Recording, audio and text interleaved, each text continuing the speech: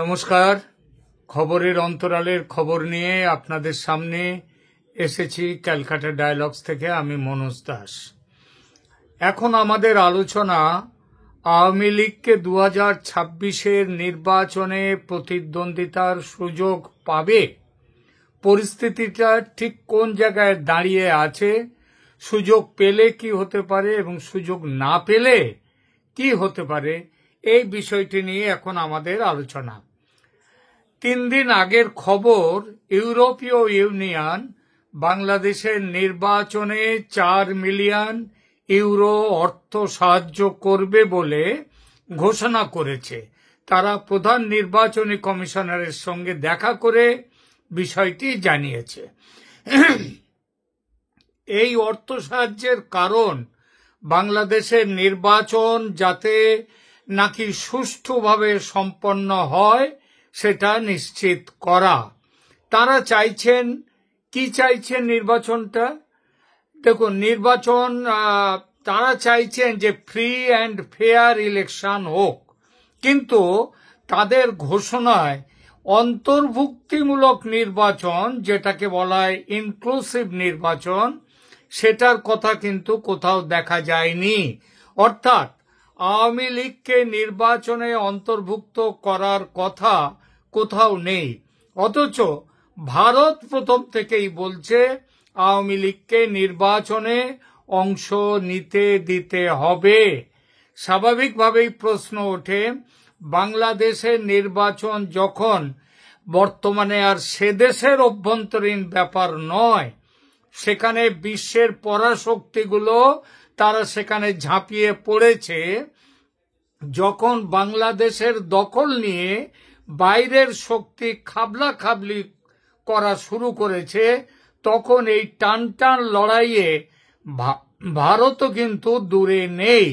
দেখা যাক এই টানটান লড়াইয়ে কোন পক্ষে কারা আছে এবং কাদের জয়ের সম্ভাবনা বেশি। এই প্রশ্নের উত্তর দিতে গেলে দেখতে হবে পৃথিবীর কোন কোন দেশ ইনক্লুসিভ ইলেকশন চায় বাংলাদেশে, আর কোন কোন দেশ ইনক্লুসিভ ইলেকশন চায় না। সহজ কথায়, কারা চায় আওয়ামী লীগ থাকুক নির্বাচনে এবং কারা চায় না যে আওয়ামী লীগ নির্বাচনে থাকুক। প্রথমেই আসি ইউরোপিয়ান ইউনিয়ন, যাদের কথা দিয়ে শুরু করেছিলাম আজকের এই প্রতিবেদন, তাদের কথায় আসি। ইউরোপীয় ইউনিয়ন ও আন্তর্জাতিক সম্প্রদায়ের নির্বাচনী অবস্থান যেটা আছে সেটা নিয়ে দুটো কথা। ইউরোপীয় ইউনিয়ন সম্প্রতি বলেছি যে বাংলাদেশের নির্বাচনের জন্য 4 মিলিয়ন ইউরো, যা টাকার অঙ্কে প্রায় 57 কোটি টাকা, সেটা সহায়তা প্রদানের ঘোষণা দিয়েছে।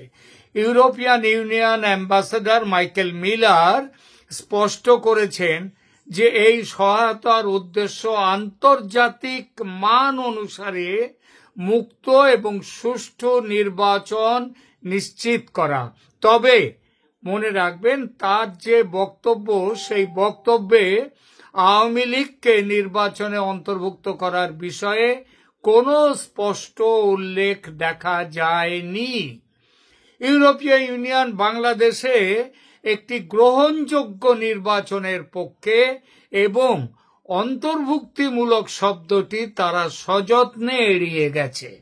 এটি ইউরোপিয়ান ইউনিয়নের একটি কৌশলগত অবস্থান, যা সুষ্ঠুতার উপর জোর দেয়, কিন্তু আওয়ামী লীগ দলের অংশগ্রহণের বিষয়ে নীরব থাকে পুরোপুরি। স্পষ্টতই ইউরোপিয়ান ইউনিয়ন, সেটা হচ্ছে আওয়ামী লীগের বিরুদ্ধে তাদের অবস্থান। কোন কোন দেশ অন্তর্ভুক্তিমূলক নির্বাচন বা সোজা কথায় আওয়ামী লীগকে নিয়ে নির্বাচনের সপক্ষে আছে সেটা একটু দেখা যাক। ভারত সবচেয়ে স্পষ্টভাবে অন্তর্ভুক্তিমূলক নির্বাচনের পক্ষে অবস্থান নিয়েছে। ভারতীয় পররাষ্ট্র মন্ত্রণালয় বারংবার বলেছে যে তারা মুক্ত, সুষ্ঠু এবং অন্তর্ভুক্তিমূলক নির্বাচন, মানে free, fair and inclusive election চায়।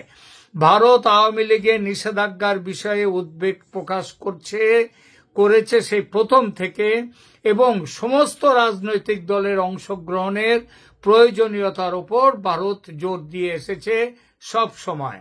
জাপান বাংলাদেশের নির্বাচনের জন্য $4.8 মিলিয়ন সহায়তা প্রদান করেছে। এবং জাপান কি ধরনের নির্বাচন চায় বাংলাদেশে, এ ব্যাপারে জাপান বলেছে তারা চায় free, fair and inclusive election, অর্থাৎ মুক্ত, সুষ্ঠু এবং অন্তর্ভুক্তিমূলক নির্বাচনের পক্ষে জাপান তার অবস্থান স্পষ্ট করেছে। জাপানি অ্যাম্বাসাডর সায়েদা শিনিচি তিনি বলেছেন যে জাপান বাংলাদেশের শান্তিপূর্ণ এবং গণতান্ত্রিক রূপান্তরের প্রচেষ্টাকে সমর্থন করে। Embassy of Japan in Bangladesh দূতাবাস 2রা জুলাই 2025 স্পষ্ট ভাষায় লিখিত বিবৃতি দিয়ে বলেছে জাপান প্রোভাইডস JPY মতলব জাপানি ইউএন সেই হিসেবে 695 মিলিয়ন, তার মানে এটা US ডলারের হিসাবে এটা হয় 4.8 মিলিয়ন, মানে প্রায় সেটা 70 কোটি টাকা, 70 লক্ষ কোটি টাকার মতো সেটা আসছে, 70 কোটি টাকার মতো আসছে। আচ্ছা, এরপরে তার মানে এই পরিমাণটা কিন্তু ইউরোপীয় ইউনিয়নের সবগুলো দেশ মিলে যে টাকা দিয়েছে তার থেকে কিন্তু বেশি টাকা দিচ্ছে একা জাপান, 4.8 মিলিয়ন। কিন্তু বাংলাদেশের খবরের কাগজগুলোতে জাপানের এই যে টাকাটা, এটার কোনো উল্লেখ আপনারা তেমন ভাবে দেখতে পাননি নিশ্চয়। তার কারণ হচ্ছে জাপান ওই যে অন্তর্ভুক্তিমূলক নির্বাচনের কথা বলেছে, আওয়ামী লীগকে নিয়ে নির্বাচনের কথা বলেছে, সেই জন্য জাপানের এই খবরটি খুব বেশি প্রচার পায়নি বাংলাদেশের মিডিয়াতে। জাপান কি বলেছে, জাপানের যে দূতাবাস বিবৃতি দিয়ে বলেছে Japan provides JPY 695 million, approximately $4.8 million in electoral assistance to support free, fair and inclusive elections in Bangladesh. জাপানের কথা ছেড়ে আসে রাশিয়ার কথায়। রাশিয়া 2024 সালের নির্বাচনে আওয়ামী লীগের বিজয়কে স্বাগত জানিয়েছিল এবং পশ্চিমা হস্তক্ষেপের বিরুদ্ধে সমালোচনা করেছিল। সুতরাং রাশিয়া অন্তর্ভুক্তিমূলক নির্বাচন সেটা চায় এবং তারা বৈধ নির্বাচনের উপরে বেশি জোর দিয়েছে। অন্তর্ভুক্তি মূলক নির্বাচন হলে তবেই সে নির্বাচন বৈধ হয় এবং রাশিয়া বৈধতার পক্ষে সবথেকে বেশি জোর দিয়েছে। যুক্তরাজ্য, ইংল্যান্ড ইউরোপের মধ্যে আছে, আগে ইউরোপীয় ইউনিয়নে ছিল, কিন্তু বর্তমানে ইউরোপীয় ইউনিয়নে যুক্তরাজ্য বা ইংল্যান্ড নেই। যুক্তরাজ্য চেয়েছে মুক্ত, সুষ্ঠু এবং অন্তর্ভুক্তিমূলক নির্বাচন, কিন্তু নির্দিষ্ট দলের অন্তর্ভুক্তিমূলক মানে সবাইকেই থাকতে হবে। ন্যাচারালি সেখানে আলাদা করে আওয়ামী লীগের নাম বলার কোনো দরকার নেই এবং তারা তা বলেনি, তারা শুধু বলেছে ইনক্লুসিভ ইলেকশন চাই। ভারতও কিন্তু ইনক্লুসিভ ইলেকশন বলেছে, অবশ্য তার সঙ্গে সঙ্গে এটাও বলেছে যে আওয়ামী লীগকে বাদ দিয়ে নির্বাচন চলবে না। কানাডা গণতান্ত্রিক আকাঙ্ক্ষার সমর্থন করে, কিন্তু তারা অন্তর্ভুক্তির নির্দিষ্ট বিষয়টি নিয়ে তাদের মতামতটা অস্পষ্ট। অস্ট্রেলিয়া ব্যালট প্রকল্পের প্রথম দাতা হিসেবে, অর্থাৎ এই যে নির্বাচনের জন্য বাংলাদেশকে অর্থ দেয়া, এই হিসেবে কিন্তু সবার আগে $2 মিলিয়ন তারা দিয়েছে অস্ট্রেলিয়া এবং অন্তর্ভুক্তিমূলক এবং শান্তিপূর্ণ নির্বাচনী প্রক্রিয়ার পক্ষে অবস্থান নিয়েছে। অর্থাৎ তারাও চাইছে সব দলের সহযোগে এই নির্বাচন হোক, সব দল যেন এই নির্বাচনে থাকে। 18 জুন 2025 এই বিষয়ে যে একটা সংবাদ প্রকাশিত হয়েছে সেটা হলো Australia becomes the first donor to support UN-led ballot project aimed at inclusive and peaceful elections in Bangladesh. অর্থাৎ বাংলাদেশে অস্ট্রেলিয়াও চাইছে অন্তর্ভুক্তিমূলক নির্বাচন বা এখানে আওয়ামী লীগ তারাও এই নির্বাচনে থাকুক চায়। চীন বিএনপি জামাত এবং অন্যান্য রাজনৈতিক দলের সাথে নিয়মিত বৈঠক করে নির্বাচনী বিষয়ে আলোচনা করেছে এবং করছে বলে জানা যায়। চীনা উপরাষ্ট্রমন্ত্রী সান ওয়াইডং, তিনি উপপররাষ্ট্রমন্ত্রী, তিনি মুক্ত এবং সুষ্ঠু নির্বাচনের আশা প্রকাশ করেছেন। অর্থাৎ চীন আওয়ামী লীগকে নির্বাচনে অংশ নিতে দেওয়ার ব্যাপারে কিন্তু নীরবতা পালন করছে। কিছু দেশ আছে যারা সীমিত অন্তর্ভুক্তির পক্ষে, আবার এমন কিছু দেশ আছে যারা কয়েকদিন আগে এক কথা বলেছিল, এখন আবার অন্য কথা বলছে। এদের মধ্যে আছে মার্কিন যুক্তরাষ্ট্রের নাম সবার আগে।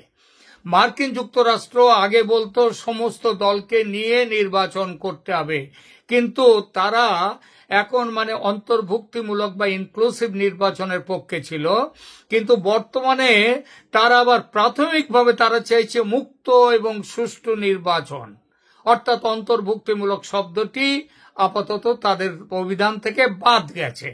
2024 সালে জানুয়ারির নির্বাচনের পর যুক্তরাষ্ট্র বলেছিল, যেহেতু অনেক দল এই নির্বাচনে অংশ নেয়নি, সেই জন্য ওই নির্বাচন মুক্ত ও সুষ্ঠু ছিল না এবং তার জন্য আমেরিকা তার বিরোধিতা করেছিল, বাইডেন প্রশাসন। কিন্তু সেই অবস্থানে এখন আর তাদের মাথায় আসছে না যে তখন জামাত বিএনপি এরা নির্বাচনে অংশ নেয়নি বলে যে সেই নির্বাচন অবৈধ ছিল, মুক্ত ছিল না। তারা কিন্তু এখন আবার আওয়ামী লীগকে বাদ দিয়ে নির্বাচন করে তারা সুষ্ঠু নির্বাচন চাইছে। আর বিশেষ অবস্থান জাতিসংঘ একটা বিশেষ অবস্থান এবং জটিল অবস্থান নিয়েছে। জাতিসংঘের বাংলাদেশের যে আবাসিক কোঅর্ডিনেটর গুইন লুইস, তিনি বলেছেন যে আওয়ামী লীগ অংশগ্রহণ না করলেও নির্বাচন নাকি ইনক্লুসিভ বা অন্তর্ভুক্তিমূলক হতে পারে যদি সব নাগরিক ভোট দিতে পারে। সব নাগরিক শব্দটার অর্থ কি? 100% নাগরিক? 100% নাগরিক পৃথিবীর কোন দেশে 100% নাগরিক ভোট দিয়েছে কোনোদিন? এই লাইন, তার মানে এটা হচ্ছে সেই ধরি মাছ নাচুই পানি। তারাও চাইছে অন্তর্ভুক্তিমূলক নির্বাচন বা ইনক্লুসিভ নির্বাচন যাতে না হয়, এবং তাদের মতামত অনেকটাই ওই যুক্তরাষ্ট্র এবং ইউরোপীয় ইউনিয়ন যে লাইন নিয়েছে তার সাথে মিলে যায়। ইসলামিক সহযোগিতা সংস্থা বা ওআইসি, এরা 2024 সালের নির্বাচন পর্যবেক্ষণ করেছিল, কিন্তু সে সময় জামাত তো তখন কোনো রাজনৈতিক দল হিসেবে তাদের নির্বাচনে দাঁড়াবার ক্ষমতা ছিল না, কারণ তারা বাতিল করা হয়েছিল তাদের অন্তর্ভুক্তি। তো সেই জন্য তারা কিন্তু তখন তারাও বলেনি যে বিএনপি নির্বাচনে অংশ নেয়নি বলে এই নির্বাচন ঠিক হয়নি, এটা কিন্তু তারা বলেনি। তারা বলেছিল ইসলামিক বিশ্বের, তারা বলেছিল ওই নির্বাচনের বিরুদ্ধে 2024-এর 7 জানুয়ারির নির্বাচনের বিরুদ্ধে, কিন্তু ওআইসি কোনো কথা বলেনি। ইসলামিক বিশ্বের বেশিরভাগ দেশই বাংলাদেশের অভ্যন্তরীণ বিষয়ে প্রত্যক্ষ হস্তক্ষেপ এড়িয়ে চলে। তাহলে শেষ পর্যন্ত কি হতে পারে দেখা যাক বিষয়টি।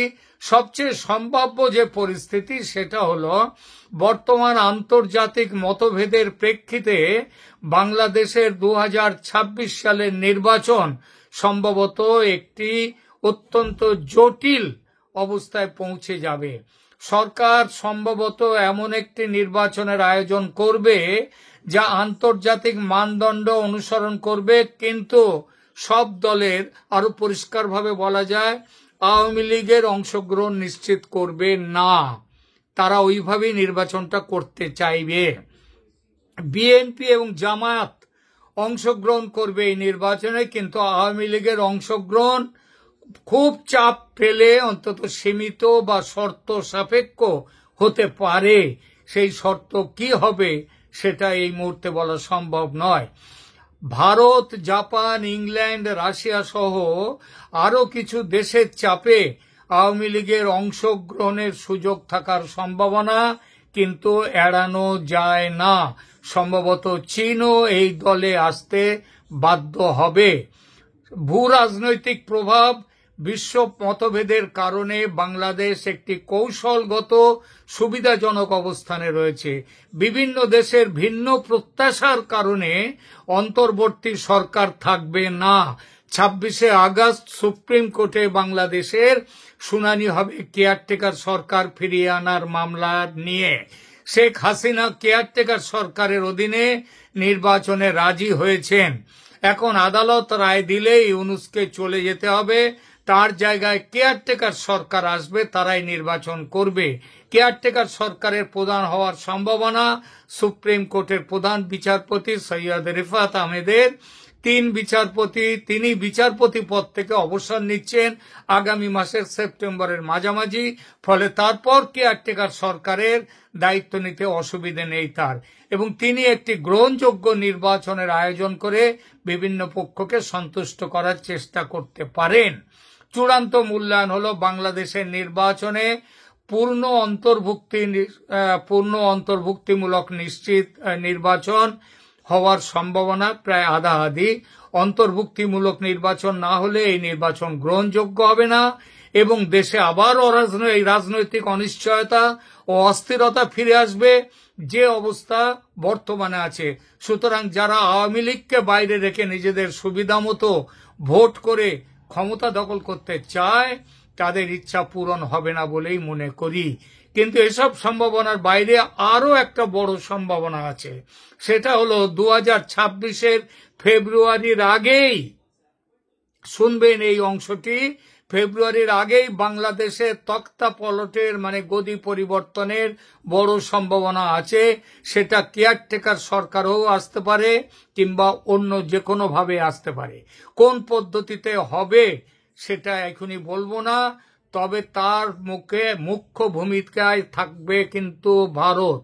তখন আওয়ামী লীগের নির্বাচনে অংশগ্রহণ ও ক্ষমতায় ফেরা নিয়ে কোনো ইফস অ্যান্ড বাটস এগুলো থাকবে না দিল্লির রাজনীতির করিডরে, কিন্তু এর যথেষ্ট ইঙ্গিত পাওয়া যাচ্ছে।